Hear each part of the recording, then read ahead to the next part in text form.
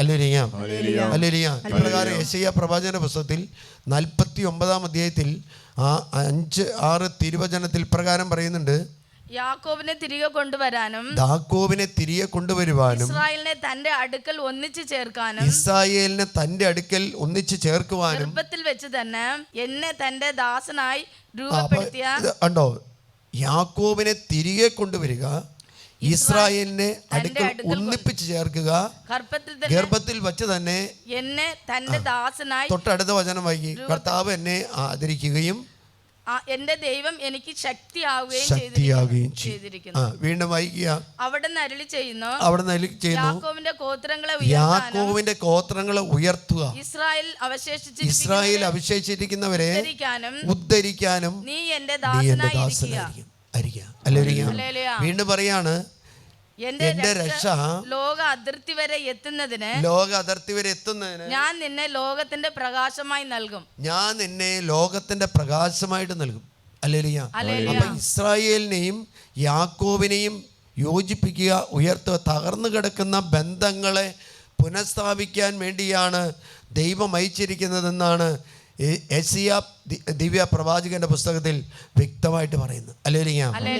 അപ്പം നമ്മൾ ഓരോ ദേശങ്ങളിലേക്കും അയക്കുന്നത് എന്തിനു വേണ്ടിയാണെന്ന് വെച്ചാൽ, ആ ദേശങ്ങളിൽ വിശ്വാസം നഷ്ടപ്പെട്ട് ജീവിക്കുന്ന, വിശ്വാസം അറിയാതെ ജീവിക്കുന്ന ഓരോ മനുഷ്യരെയും ഉയർത്തുവാൻ വേണ്ടിയാണ് നമ്മളെ അയക്കുന്നത്. ഹല്ലേലൂയ. നിങ്ങളുടെ ജീവിത പങ്കാളി നിങ്ങളെ വിവാഹം ചെയ്ത് ഓരോ ദേശത്തേക്കും ചെല്ലുമ്പോൾ ആ ദേശത്തുള്ള ദുരാചാരങ്ങളോ ചെയ്ത് ജീവിക്കാൻ വേണ്ടിയാണോ നമ്മളെ അയക്കുന്നത്? അല്ലല്ലോ. ആ ദേശത്ത്, ആ കുടുംബത്തിൽ, ആ സമുദായത്തിൽ, ആ തലമുറയിൽ വിശ്വാസത്തിൻ്റെ ദീപശിഖയായിട്ട് വളരാൻ വേണ്ടിയാണ് നമ്മൾ ഓരോരുത്തരും ദൈവം അയച്ചിരിക്കുന്നത്. ഹല്ലേലൂയ. അതുകൊണ്ട് യാക്കോബിൻ്റെ ഗോത്രങ്ങൾ ഉയർത്തുക, ഇസ്രായേലിനെ ഒന്നിപ്പിച്ച് ചേർക്കുക. ഈശോയുടെ 12 ഗോത്രങ്ങളെ കുറിച്ചാണ് അവിടെ പറയുന്നത്. ഹല്ലേലൂയ. അതുകൊണ്ട് നമ്മൾ ഓരോ ദേശത്തേക്ക് പോകുമ്പോഴും ആ ദേശത്ത് വിശ്വാസം കൊടുക്കുന്ന വ്യക്തികളായിട്ട് മാറണം. ഞാൻ ഓർക്കാണ്, ഒരു കാലഘട്ടത്തിൽ യൂറോപ്പിൽ, പ്രത്യേകിച്ച് UK അടയ്ക്കപ്പെട്ട പള്ളികളൊക്കെ തുറക്കാനുള്ള കാരണം എന്താണെന്ന് വെച്ചാൽ എന്തായിരിക്കും? കേരളത്തിൽ നിന്ന് പോയ നമ്മുടെ പൂർവ്വികരുടെ പ്രാർത്ഥന ഫലമായിട്ടാണ് അടയ്ക്കപ്പെട്ട പള്ളികളെല്ലാം വിലയ്ക്ക് വാങ്ങി അവിടെ വിശുദ്ധ കുർബാന തുടങ്ങിയത്. ഹല്ലേലൂയ. നമ്മുടെ സോജിച്ചനും മറ്റു പല അച്ഛന്മാരും നമ്മുടെ ഈ രൂപതയിൽ നിന്നും വ്യത്യസ്ത രൂപതയിലും ചെന്ന് അവരെ പ്രാർത്ഥിക്കാൻ പഠിപ്പിച്ചപ്പോൾ അവരെ പ്രാർത്ഥനയിൽ നിലപ്പോൾ പോയവർക്ക് പ്രാർത്ഥനയുണ്ട്. കാരണം അച്ഛന്മാരെല്ലാം മുമ്പ് പോയത് ജോലിക്ക് വേണ്ടി, പഠനത്തിന് വേണ്ടി ആളുകളാണ് പോയത്. എന്ന് പറഞ്ഞാൽ വിശ്വാസികൾ പോയി അവരെന്ത് ചെയ്തു? അവിടെ പ്രാർത്ഥിക്കാൻ തുടങ്ങിയപ്പോൾ ആ ദേശം കർത്താവ് സഭയ്ക്ക് വേണ്ടി തുറന്നു കൊടുത്തു. ഓസ്ട്രേലിയയിൽ പിതാവ് വന്നിട്ട് പറഞ്ഞു, അവിടുത്തെ വിശ്വാസികൾ വിശ്വാസം കണ്ടത് കൂടുതൽ പ്രാർത്ഥിക്കാൻ തുടങ്ങുന്ന നമ്മുടെ മക്കൾ ഈ പള്ളിയിലേക്ക് പോകുന്നതും മാതാപിതാക്കന്മാരോടൊപ്പം പള്ളിയിലേക്ക് പോകുന്നത് കണ്ടപ്പോൾ അവിടുത്തെ കുട്ടികൾക്ക് വലിയ അത്ഭുതമായി. അടയ്ക്കപ്പെട്ട പള്ളികളൊക്കെ തുറക്കാനുള്ള കാരണം എന്താണെന്നാൽ, വിശ്വാസികളായ നമ്മുടെ കുടുംബങ്ങളിൽ നിന്ന് പോയ മാതാപിതാക്കന്മാരും യുവതിവാക്കളുടെയും പ്രാർത്ഥനയുടെ ഫലമായിട്ട് ആ ദേശങ്ങളെ കർത്താവ് തുറന്നു നൽകാനായിട്ട് ഇടവന്നു. അടയ്ക്കപ്പെട്ട പള്ളികളെല്ലാം നമ്മുടെ മക്കൾ ലോണെടുത്തും പല വിധത്തിൽ സ്വരൂപിച്ച് അവർ വിലയ്ക്ക് വാങ്ങിയപ്പോൾ ദൈവത്തിൻ്റെ ശക്തി അവിടെ പ്രകടമായി. അപ്പോൾ എന്താ, കൂടുതൽ ആളുകൾ അങ്ങോട്ട് പോകാൻ തുടങ്ങി. ഹല്ലേലൂയ. കാനഡയിലുണ്ടായ സംഭവം ഇതാണ്. അവിടെ ബ്ലാക്ക് മാസ് നടത്തുന്നവർ പബ്ലിക്കായിട്ട് ബ്ലാക്ക് മാസ് നടത്തുമെന്ന് അവർ പരസ്യം കൊടുത്ത് ചെയ്തപ്പോൾ അതിനെതിരെ പ്രതികരിക്കാനായിട്ട് മുന്നോട്ട് വന്നത് ആരാണെന്ന് വെച്ചാൽ, ഏറ്റവും കൂടുതൽ അവിടുത്തെ ജനങ്ങളുണ്ട്. അതിൻ്റെ ഒപ്പം നിന്നത് നമ്മുടെ ഇവിടെ നിന്ന് പോയ യുവതിവാക്കളായിരുന്നു. അവർ അഖണ്ഡ ജപമാല ചൊല്ലിയാണ് അത് പ്രാർത്ഥിച്ചത്. അതിൻ്റെ ഫലമായിട്ട് ആ ബ്ലാക്ക് മാസ് നടത്തുന്ന പ്രവർത്തകർ അവിടെ നിന്ന് പിന്തിരിഞ്ഞു. അത് ചെയ്യാനായിട്ട് ഇടവന്നില്ല. കാനഡയിൽ നമുക്ക് വിശ്വാസം തുറന്നു നമ്മുടെ രൂപത നിന്നുള്ളൊരു പിതാവാണ് അങ്ങോട്ട് പോയത്.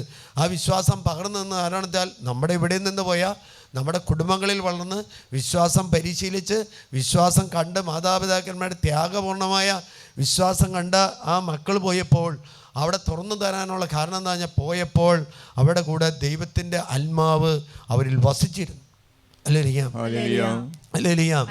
സൗദി അറേബ്യയിൽ പോകുന്ന മക്കൾ നമുക്കറിയാം, അവിടെ വിശുദ്ധ കുർബാനയ്ക്ക് വിശുദ്ധ കുർബാന അവർ രഹസ്യത്തിൽ അർപ്പിക്കുമായിരുന്നു. അവർ പ്രാർത്ഥന കൂട്ടായ്മകളുണ്ടാക്കി. അതുകൊണ്ട് ഇപ്പോൾ അറിയപ്പെടുന്ന ചെറിയ രീതിയിൽ ചെറിയ അനുവാദത്തോടു കൂടി കുർബാന അർപ്പിക്കപ്പെടുവാൻ സാധ്യതയുണ്ട്. എന്നാൽ ഈ സൗദി അറേബ്യയിലേക്കും ഈ ദുബായിലേക്കും ഈ അബുദാബിയിലേക്കും അല്ലെങ്കിൽ കുവൈറ്റ്, ഖത്തർ ഇങ്ങനെയുള്ള ദേശങ്ങളിലേക്ക് പോകുമ്പോൾ അവിടുത്തെ ദേശത്തിൻ്റെ ആചാരങ്ങളിൽപ്പെട്ട് ജീവിക്കുന്ന മക്കളുമുണ്ട്. അങ്ങനെ ചെയ്യാൻ വേണ്ടിയല്ല ദൈവം നമ്മളെ അയക്കുന്നത്. ദൈവം നമ്മളെ അയക്കുന്നുണ്ടെങ്കിൽ സത്യവിശ്വാസികളായ നമ്മളെ അയക്കുന്നതിൻ്റെ കാരണം എന്താണെന്ന് വെച്ചാൽ അവിടെയുള്ള ജനത്തിന് വിശ്വാസം പകർന്നു കൊടുക്കാൻ വേണ്ടിയാണ്. വിശ്വാസം പകർന്നു കൊടുക്കാൻ വേണ്ടിയാ.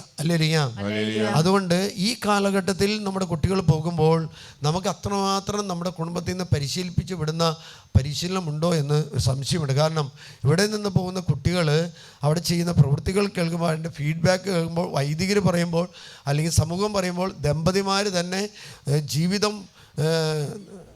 ജീവിത സഖിയെ ഉപേക്ഷിച്ച് പോരുമ്പോൾ ആ മേഖലയിൽ വിശ്വാസമുണ്ടായിരുന്നൊരു കാലഘട്ടം കഴിഞ്ഞു. ഇന്ന് നമ്മുടെ കുട്ടികളും അതേ ദേശത്ത് അതേ ആചാരങ്ങളിൽ പെട്ട് ജീവിക്കാനായിട്ട് അവർ തയ്യാറാവും. ഒരു പയ്യൻ, എനിക്കറിയാവുന്നൊരു പയ്യൻ, അവൻ ഇവിടുത്തെ ഭാര്യേനെ വിദേശത്തേക്ക് അയച്ചപ്പോൾ ഞാൻ പറഞ്ഞു, നിൻ്റെ ഭാര്യയ്ക്ക് നിനക്ക് ന്യായമായിട്ടുള്ള ശമ്പളം അവിടെയുണ്ട്, നീ ഇവിടെ ജീവിക്കുന്നതായിരിക്കും നല്ലത്. അപ്പോൾ അവൻ പറഞ്ഞു, ഇല്ല അച്ഛാ, വിദേശത്ത് അവൾക്ക് വലിയ ആഗ്രഹമാണ് വിദേശത്ത് പോയി ജോലി ചെയ്യണമെന്ന്. അവളൊരു നല്ലൊരു കോഴ്സാണ് പഠിച്ചിരിക്കുന്നത്, ഒരു മെഡിക്കൽ ഇതായിട്ട്, നേഴ്സൊന്നുമല്ല, നേഴ്സിനെയൊക്കെ. അങ്ങനെ അവൻ പലിശയ്ക്ക് പണം എടുത്ത് പല വിധത്തിൽ ഫണ്ടുകളുണ്ടാക്കി ഡെപ്പോസിറ്റ് ചെയ്ത് ഉള്ള വിദേശത്തേക്ക് അയച്ചു. വിദേശത്ത് നിന്ന് അവിടെ ചെന്ന് കഴിഞ്ഞപ്പോൾ ആ ആചാരങ്ങളിൽപ്പെട്ട് ആ രീതി ബ്രേക്ക് ഡാൻസും മദ്യവും മയക്കുമരുന്നും മറ്റുള്ള യുവാക്കളുടെയും യുവതികളുടെ കൂടെ ഡാൻസ് ചെയ്യുന്ന ഒരു രീതിയിൽ നമ്മുടെ മക്കൾ മാറിയപ്പോൾ ഇവൻ ഇവിടെ നിന്ന് അവരൊന്നിച്ച് ജീവിക്കാമെന്ന് വിചാരിച്ച് കൊച്ചിനെയും കൂട്ടി ചെന്നപ്പോൾ കാണുന്ന ജീവിത രീതി അവന് ഇഷ്ടപ്പെട്ടില്ല. അപ്പോൾ അവൾ പറഞ്ഞു, ഇതാണ് നമ്മുടെ ജീവിതം, ഇതൊക്കെയാണ് നമുക്ക് ആനന്ദിക്കുക, ആഹ്ലാദിക്കുക, കിട്ടുന്ന സമയം വിനിയോഗിക്കുക. അവൻ 1.5 മാസം പിടിച്ചു നിന്നു. 1.5 മാസം കഴിഞ്ഞപ്പോൾ അവളോട് പറഞ്ഞു, നമുക്ക് പിരിയാം. അപ്പോൾ അവൾ ചേട്ടനോട് പറഞ്ഞു, ചേട്ടൻ്റെ സ്വഭാവ രീതിയും എൻ്റെ സ്വഭാവ രീതിയും രണ്ടാണ്. കാരണം എന്താ, അവിടെ പോയി കഴിഞ്ഞപ്പോൾ വിശ്വാസത്തെക്കാളും ആ ദേശത്തിൻ്റെ ദുരാചാരങ്ങൾ, ആ ദേശത്തിൻ്റെ ആസക്തിയിലേക്ക് അവർ പോയി. 2ാമത്തെ വചനം നമുക്ക് നോക്കാം.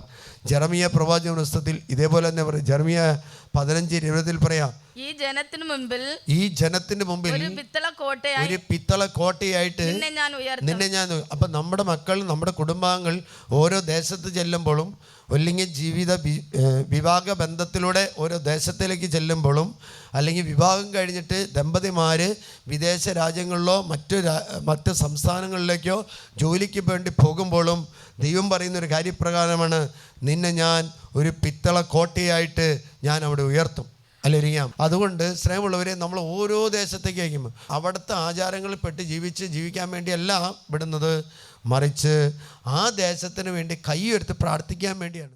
കണ്ണുകളടച്ച് കരങ്ങൾ ഉയർത്താം. നമ്മുടെ ദേശത്ത് ചേർന്ന് നടമാടുന്ന തിന്മകൾ കണ്ടിട്ട്, നമ്മുടെ ദേശത്ത് നടമാടുന്ന അസ്വസ്ഥതകൾ കണ്ട്, മദ്യപാനം, മയക്ക് മരുന്ന്, ജഡിക പാപങ്ങൾ, ബ്ലൂ ഫിലിമിന്റെ ആസക്തികൾ കണ്ടിട്ട്, അല്ലെങ്കിൽ ലിവിങ് ടുഗദർ സ്വവർഗ വിഭാഗം കണ്ടിട്ട് വിശ്വാസ ത്യാഗത്തിന്റെ ആത്മാക്കൾ പ്രവർത്തിക്കുന്നത് കണ്ട് നമ്മുടെ ദേശത്തുള്ള നമ്മുടെ അയൽക്കത്തെ പിള്ളേര് പള്ളി പോകാതെ വരുമ്പോൾ, അവർ വിശ്വാസം നഷ്ടപ്പെടുമ്പോൾ അത് എന്നെ ബാധിക്കുന്നതല്ല, എൻ്റെ കുടുംബത്തെ ബാധിക്കുന്നതല്ല, എൻ്റെ സമുദായത്തെ ബാധിക്കുന്നതല്ല എന്നല്ല ചിന്തിക്കുന്നത്. നമ്മൾ തിരുസഭയാകുന്ന ഒരു കുടുംബത്തിലെ ഓരോ മക്കളും നഷ്ടപ്പെടുമ്പോൾ, ഓരോ മക്കളും വീണു പോകുമ്പോൾ ദൈവത്തിന്റെ ആത്മാവ് പടയ്ക്കാണ്. അതുകൊണ്ടാണ് പത്രോസിനോട് പറഞ്ഞത്, പത്രോസേ, ഞാനിതാ നിനക്ക് വേണ്ടി വീണ്ടും പീഡ സഹിക്കാൻ വേണ്ടി ഞാനിതാ ജെറുസലേമിൽ, റോമിലേക്ക് ഞാൻ പോകുന്നു. അക്രൈസ്തവ രാജ്യങ്ങൾക്ക് വേണ്ടി പ്രാർത്ഥിക്കാനുള്ള ക്രമത്തിലാണ്. ദൈവത്തിൽ വിശ്വാസിക്കാതെ, ദൈവത്തിൽ ആരാധിക്കാതെ അന്യദേവനെ ആരാധിക്കുന്ന സമൂഹങ്ങളെ കാണുമ്പോൾ, അന്യദേവനെ ആരാധിക്കുന്ന രാജ്യത്തെ കാണുമ്പോൾ, ആ രാജ്യത്തിന് വേണ്ടി, അവിടുത്തെ നേതാക്കന്മാർക്ക് വേണ്ടി, രാജാക്കന്മാർക്ക് വേണ്ടി, അവിടുത്തെ ജനങ്ങൾക്ക് വേണ്ടി പ്രാർത്ഥിക്കാനുള്ള ഒരു അഭിഷേകം എനിക്ക് നൽകണമേ. വിദേശ രാജ്യങ്ങളിൽ ഞാൻ ചെല്ലുമ്പോൾ അടയ്ക്കപ്പെട്ട പള്ളികൾ കാണുമ്പോൾ എന്റെ ചക്ക് പൊട്ടണം കർത്താവേ.